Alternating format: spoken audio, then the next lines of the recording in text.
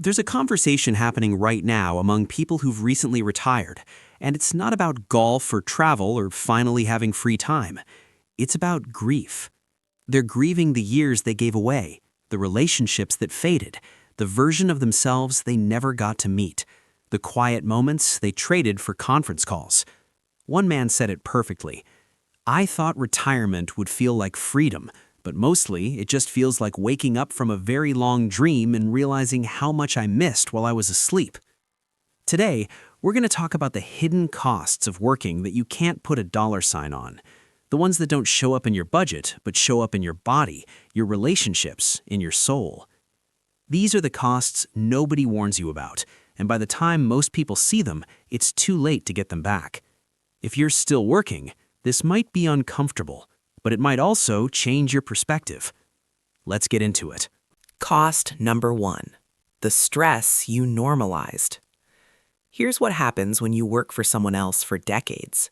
You forget what your body feels like without tension. You wake up with your jaw clenched. You hold your shoulders up near your ears without realizing it. Your stomach tightens before meetings. You get headaches on Sunday nights. And you tell yourself, this is just life. Everyone feels this way. But then people retire and something strange happens. A few months in, they notice their jaw isn't sore anymore. Their shoulders drop. They sleep through the night without waking up at 3 a.m. with their mind racing. One retiree described it like this. I didn't know I was carrying a backpack full of rocks until someone took it off my shoulders. I'd been wearing it so long, I thought the weight was just part of me. The hidden cost? You spent decades thinking anxiety was your personality, when really it was just your job. Your nervous system was stuck in survival mode for so long that you forgot what calm felt like. And now you can't get those years back. The years you could have lived without that constant hum of dread in the background. Cost number 2. The energy you'll never get back. Let's talk about evenings. You come home after a long day. You're not just physically tired, you're depleted, hollowed out. You've given your best thinking, your best energy, your best hours to people who will replace you the moment you're gone. And what's left for your family, your friends, yourself? The scraps, the leftover version of you. You sit on the couch, half watching TV, half scrolling your phone, not really present anywhere. Your partner asks about your day, and you give them 3 sentences because you don't have the energy to explain. Your kids want to play, and you say, maybe later, because you just need to decompress. Retirees talk about this all the time. They say things like, I was there, but I wasn't really there. I thought I was being a good parent because I showed up, but I was just a body in a chair. The hidden cost? You rationed your presence. You gave your best self to your job and your tired self to the people you loved most. And here's the part that hurts. Your kids didn't know they were getting the tired version. They just thought that's who you were. Distant, distracted, too tired to really see them. Cost number 3. The sleep debt that became your identity. For years, you ran on 5, 6, maybe 7 hours of sleep at night. You set alarms, you woke up tired, you drank coffee to function. You told yourself you'd catch up on the weekend, but you never did. And here's what happens. After years of sleep deprivation, you forget what rested feels like. You think grogginess is just part of getting older. You think needing 3 cups of coffee is normal. You think irritability is your personality. Then you retire. And for the first time in decades, you sleep without an alarm. 8 hours, 9 hours. Your body finally gets what it's been begging for. And that's when it hits you. You weren't an impatient person. You weren't a low-energy person. You were just exhausted for decades. You spent your prime years moving through life in a fog. Important conversations happened, milestones passed, and you were too tired to fully experience them. You weren't depressed, you weren't lazy. You were just a person whose body never got to rest. And by the time you figured that out, those years were gone. Cost number 4. The health you borrowed against. Your body kept score even when you pretended it didn't. The desk job gave you back pain, but you ignored it because you didn't have time for physical therapy. The stress gave you high blood pressure, but you just took the pill and kept going. The sedentary lifestyle added weight, but you told yourself you'd deal with it when things slow down. Except things never slowed down. You borrowed against your health for decades, thinking you'd pay it back later. But health doesn't work like a loan. You can't just deposit wellness when it's convenient. Retirees described this moment of reckoning. They finally have time to take care of themselves. But now their knees hurt, their back is shot, their metabolism has changed. They're finally free to hike and travel and play with grandkids, but their body can't keep up. As one woman said, "I sacrificed my health to build a career, and now I'm spending my retirement trying to get back what I gave away." Except you can't, really. The damage is done. And what was the cost you had to pay? You treated your body like a machine you could run into the ground and repair later. But bodies aren't machines. They're living things that remember every year you neglected them. And the cruel irony is that you worked so hard to secure a comfortable retirement, but now you're spending that retirement managing chronic pain, taking medications, and wishing you could do the things your body no longer allows. Cost number 5. The relationships that faded while you were busy. Think about your closest friends from your 20s, the ones you used to talk to for hours, the ones who knew you before you became this professional, polished version of yourself. When's the last time you had a real conversation with them? Not a quick text, not a "we should get together sometime," an actual vulnerable 3-hour conversation where you talk about what you're really feeling. It's been years, hasn't it? Maybe decades. Because here's what happens. When you're working full-time, building a career, raising a family, you don't have time for the kind of friendships that require vulnerability. You have time for surface-level interactions, work friends you grab lunch with, couple friends you see because your kids are the same age. But deep friendship, the kind where someone really knows you, that takes time and presence, and you didn't have either. Retirees talk about this loss with a particular kind of sadness. They say, "I had 100 people I could talk at, but nobody I could really talk to." They realized too late that they traded real intimacy for professional networking. They optimized for career advancement and let their soul-level friendships atrophy. The hidden cost? You spent decades surrounded by people but fundamentally alone. And now in retirement, when you finally have time for deep friendship, you don't know how to build it anymore. You've forgotten how to be known. Cost number 6. The person you could have been. There was a version of you that loved painting, or writing, or playing music, or building things with your hands. That person existed once, before the career, before the responsibilities, before you learned to be practical and serious and focused on advancement. What happened to them? They got buried. Not traumatically, not all at once, just slowly, year by year, as you told yourself, "I'll get back to that later, when I have time, when I retire." But here's the thing about delaying the parts of yourself that bring you alive. You don't just postpone them, you lose them. The 45-year-old who finally picks up a guitar plays differently than the 25-year-old who was fearless. The 60-year-old who starts writing has a different relationship with creativity than the 30-year-old who wrote every day. Retirees describe this as one of their deepest regrets. Not that they worked hard, but that they amputated entire parts of themselves to fit into a professional identity. And by the time they had space to reclaim those parts, they didn't know how to access them anymore. And what was the hidden cost? You spent decades being half a person. The professional version, the productive version, the version that fit neatly into organizational charts and job descriptions. But the part of you that made art, or asked big questions, or dreamed impossible things, that part starved. and you can't get those years of creative expression back. Cost number 7. The pace you can't slow down from. For decades, you moved fast. Everything was urgent. Every email needed a response. Every meeting needed a follow-up. Every weekend was a chance to catch up on everything you couldn't do during the week. You were productive, efficient, always moving. And then you retire, and suddenly there's nowhere to be. Nothing urgent, no deadlines. You'd think that would feel like a relief, but for many people it feels like a free fall. Because you spent so long in motion that you don't know who you are when you're still. You don't know how to just be without accomplishing something. You don't know how to enjoy a Tuesday afternoon with no agenda.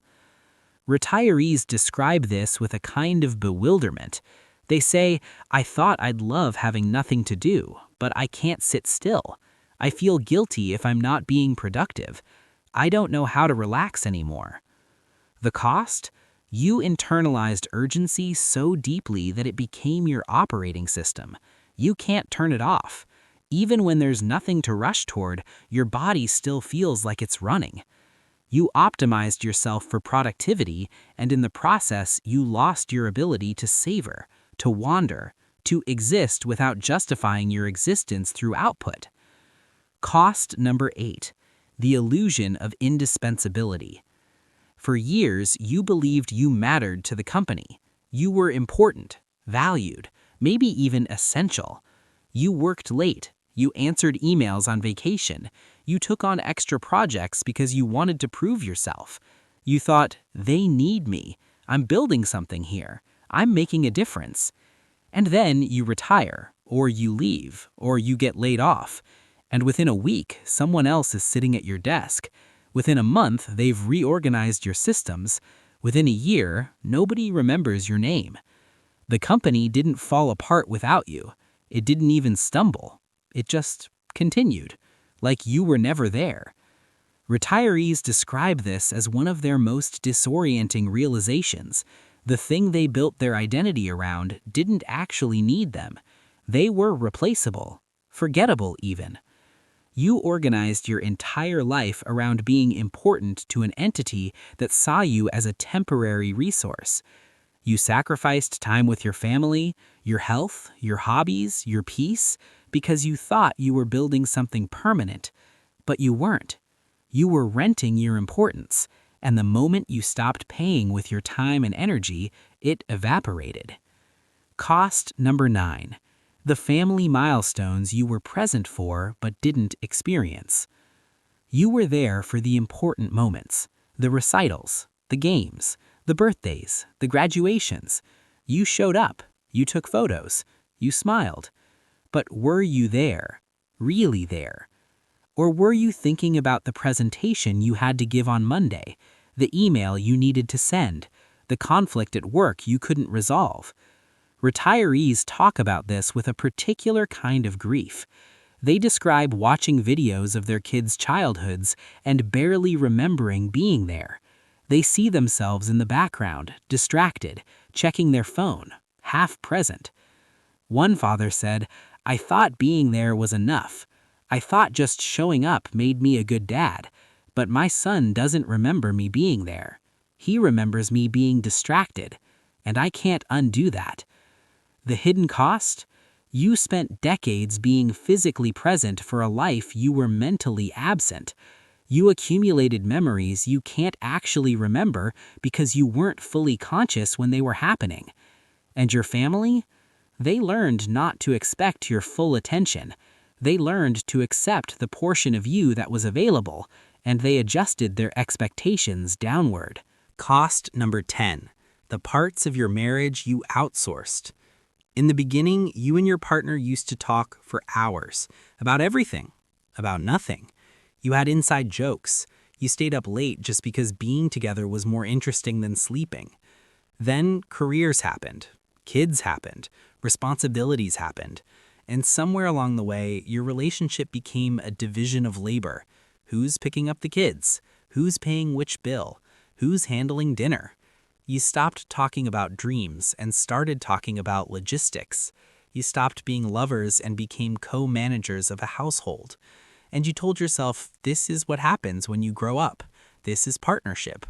But then people retire and they realize what they lost. They're finally in the same room with their partner, with time and space, and they don't know what to say.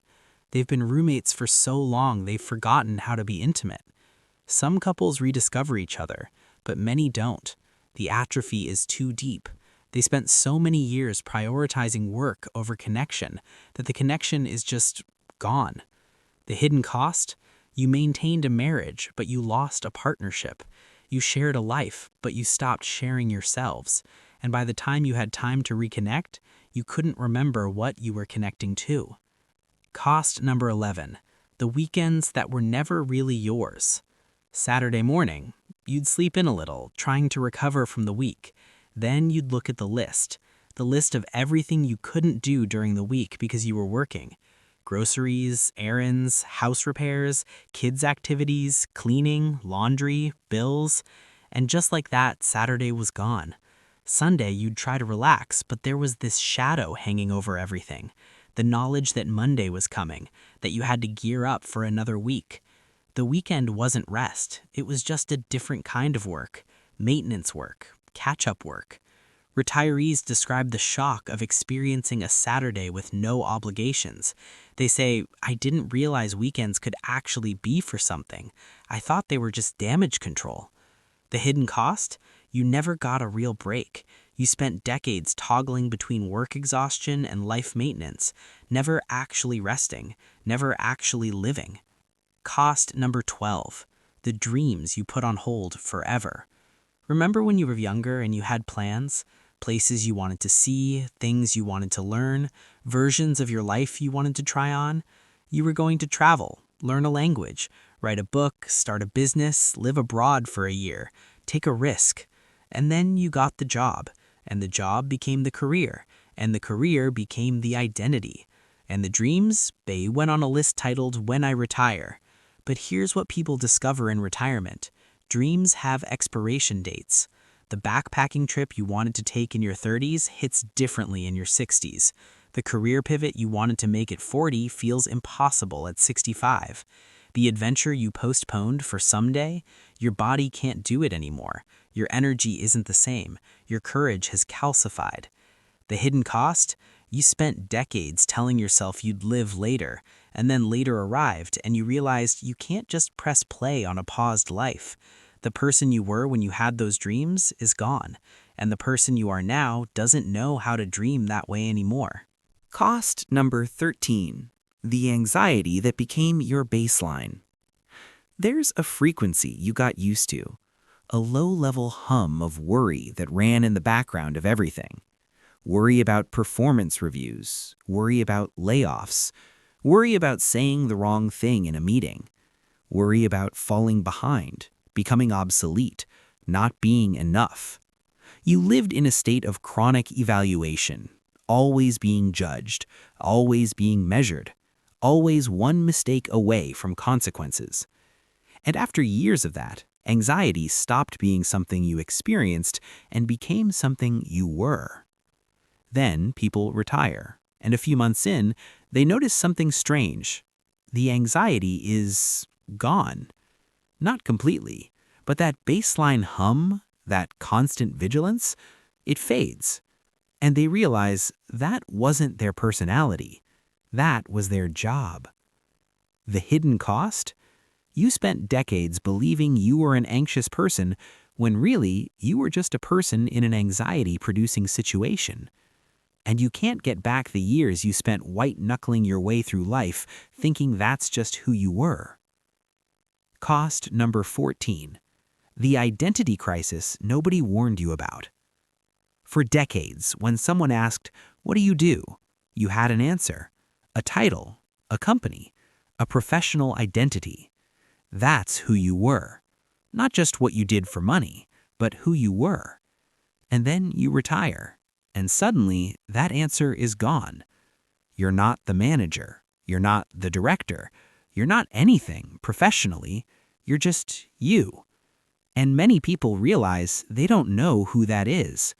They spent so long being defined by their role that they never developed a self underneath it. They never asked, who am I when I'm not producing value for someone else? What do I care about when it's not tied to advancement? What makes me feel alive when there's no performance review at the end? The identity crisis of retirement isn't about losing a job. It's about realizing you outsourced your identity to a job. And now that it's gone, you're a stranger to yourself.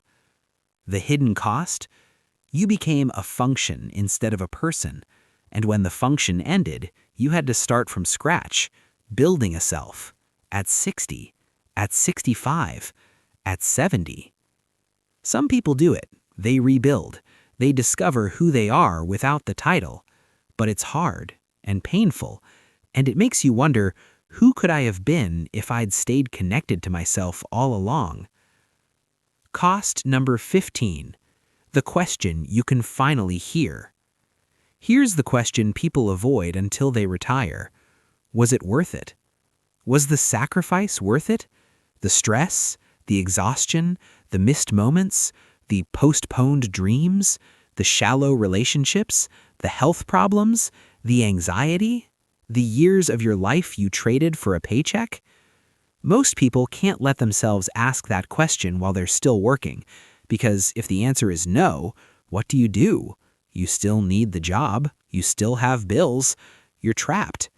So you tell yourself it's worth it. You rationalize. You focus on the benefits, the salary, the stability, the respect. But in retirement, the question gets louder, and the answer is complicated. Because yes, you built security. Yes, you provided for your family. Yes, you survived. But you also missed things. You sacrificed things. You became a smaller version of yourself than you could have been. And here's what retirees will tell you. The biggest cost wasn't the time you gave to work, it was the time you didn't give to everything else. The hidden cost? You'll spend the rest of your life wondering what could have been if you'd made different choices, if you'd protected your health, if you'd been more present, if you'd prioritized connection over achievement, if you'd lived more and performed less. And you can't get an answer to that question. You can only live with it. So, if you're still working, you might be feeling uncomfortable right now, or defensive, or sad. That's okay. This isn't about making you feel guilty. It's about helping you see what's really at stake. Because here's the truth. You can't get these years back, but you can change how you spend the ones you have left. You can start sleeping more, being more present, protecting your relationships, pursuing the things that make you feel alive. You can stop telling yourself you'll live later and start living now. You can set boundaries at work. You can say no. You can choose a smaller paycheck and a bigger life. Or you can keep going the way you're going and hope the cost is worth it. But at least now you know what the cost actually is. It's not just money. It's not just time. It's you. The version of you that could have been more rested, more present, more connected, more alive. That's the hidden cost of working, and it's the one nobody talks about until it's too late to get it back. So here's my question for you. If you could go back 10 years and tell yourself one thing about work, what would it be? Drop it in the comments, because someone reading this needs to hear it. And if this made you think differently about the life you're building, hit that like button and subscribe. Thanks for watching.